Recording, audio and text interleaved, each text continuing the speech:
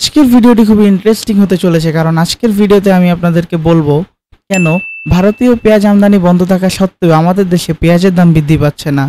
আমরা যদি বিগত বছরগুলোকে পর্যবেক্ষণ করে দেখি, ভারতীয় পেঁয়াজ বন্ধ করার সাথে সাথেই কিন্তু আমাদের দেশে পেঁয়াজের দাম লাগামহীনভাবে বেড়ে যায়।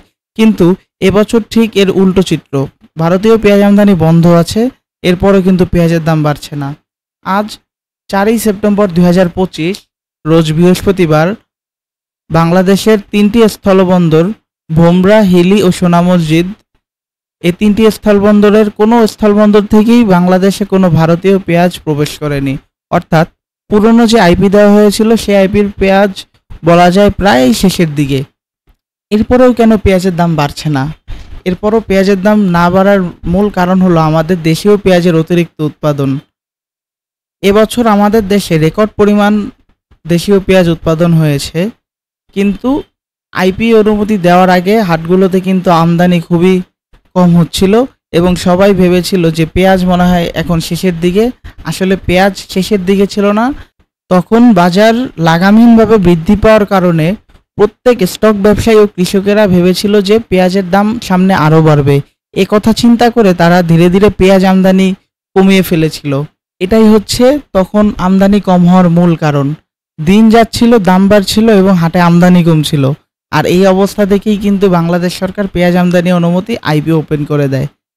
এরপর আবার 3 থেকে 4 দিন পেঁয়াজ পুরোদমে আমদানি হওয়ার পরে কিন্তু সরকার আবারও পেঁয়াজ আমদানি আইপি অনুমতি বন্ধ করে দেয়, যার ফলে নতুন কোনো আইপি ইম্পোর্টাররা পায় না এবং পুরোনো আইপির পেঁয়াজগুলোই বাংলাদেশে প্রবেশ করতে থাকে। কিন্তু এই মুহূর্তে পেঁয়াজ আমদানি বন্ধ আছে, নতুন পেঁয়াজ আমদানি অনুমতি দেওয়াও বন্ধ আছে, এরপরেও কেন পেঁয়াজের দাম বাড়ছে না? আসলে এর মূল কারণ হলো কৃষক ও স্টক ব্যবসায়ীদের সাইকোলজি। তাদের মাথায় এটা ঘুরপাক খাচ্ছে যে বর্তমানে পেঁয়াজ আমদানি বন্ধ আছে, কিন্তু সরকার যে কোনো সময় চাইলে পেঁয়াজ আমদানি অনুমতি দিলেও দিতে পারে।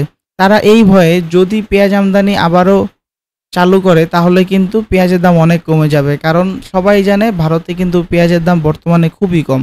এর জন্য তারা একটা আতঙ্কের মধ্যে আছে যে এখন যা বাজার আছে সে বাজারেই বিক্রি করে দেওয়াটা বেটার। সে কথা ভেবে তারা এখনই পেঁয়াজগুলো বিক্রি করে দিচ্ছে। যাই হোক, কৃষক ও স্টক ব্যবসায়ী ভাইদের জন্য আমার একটি পরামর্শ, আপনারা আতঙ্কিত হবেন না।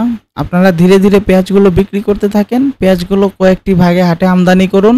অতিরিক্ত আমদানি বা একসাথে আপনাদের পেঁয়াজ হাটে নিয়ে বিক্রি করে হাটে পেঁয়াজের চাপ বাড়াবেন না, এতে কিন্তু আপনাদেরই ক্ষতি হচ্ছে।